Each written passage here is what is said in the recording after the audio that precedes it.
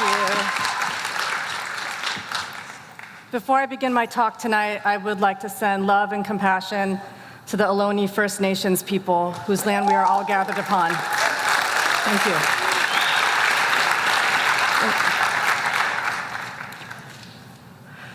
13 years ago, I was almost murdered. I met and married a man who nearly killed me. Pillow on my face, his hands around my neck, I had to fight to stay alive. In fighting back, I discovered a new perspective, that not only did I deserve to live a really good life and push that out towards the world. Finally, free from his grip, I grabbed the phone and alerted the police, and I am alive and well standing before you today.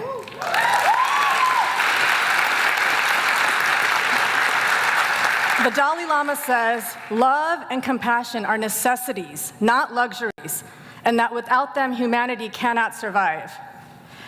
I almost did not survive that fateful night. Compassion begins in the neurochemicals of the brain. Oxytocin is one of the hormones responsible for compassion. It's produced in the hypothalamus, transported to the pituitary gland, and then released into our blood.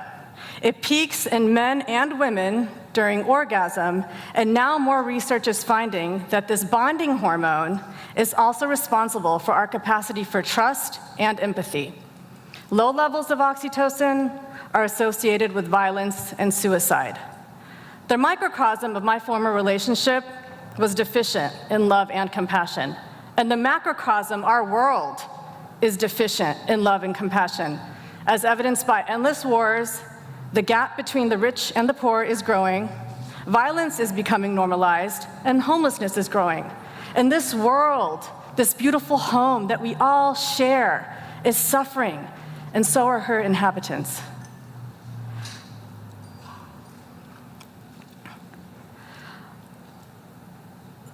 Jordan Grafman, a neuroscientist, conducted a brain imaging study. In this study, he looked at the pleasure centers of our brains. These pleasure centers are most active when we experience things like money, sex, and dessert. And for the participants of this study, they were equally active when they saw someone giving money to charity. When we experience a compassionate act, even as a third party, the pleasure centers of our brains are activated.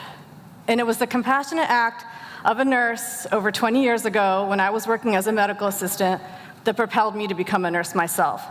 We worked at a local trauma center, and she was an ICU nurse. Her patient was withdrawing from heroin. He had broken free from his restraints, ripped out his IV lines, and was about to remove his breathing tube. And it wasn't necessarily his erratic behavior that got my attention. It was the manner in which she responded to him. She moved in a way that was beyond professional. She acted with radical empathy.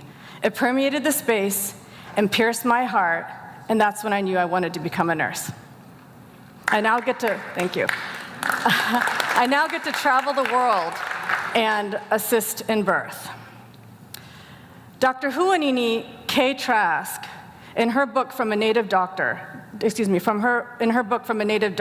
talks about the concept of predatory individualism.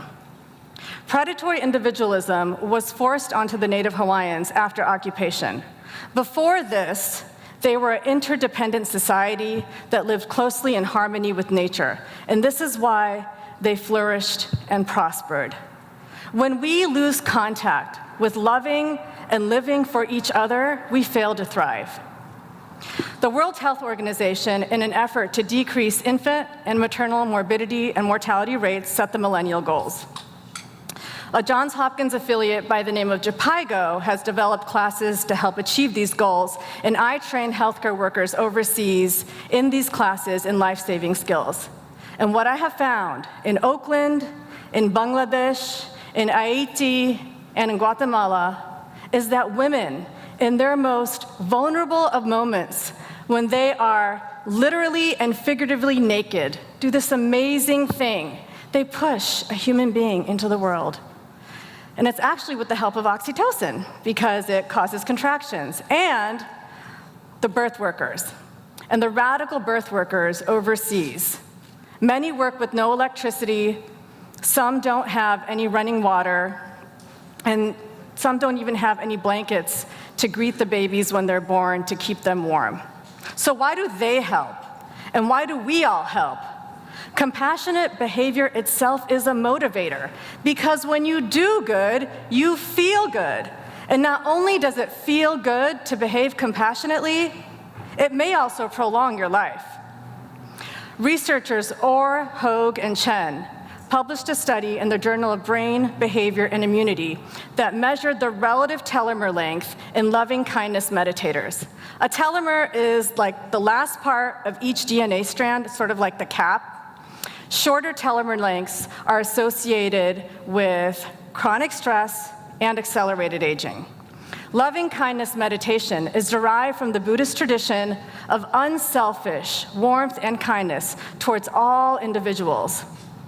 There was a control group that had done no meditation and a group of loving-kindness meditators. Blood samples were collected from each group, and what the lab's results found was that the loving-kindness meditators had a relatively longer telomere length. We are wired to be and behave compassionately.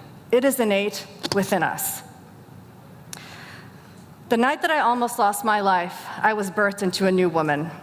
And the compassion and love that was deposited in me by my close network and myself has been a catalyst of personal and professional growth.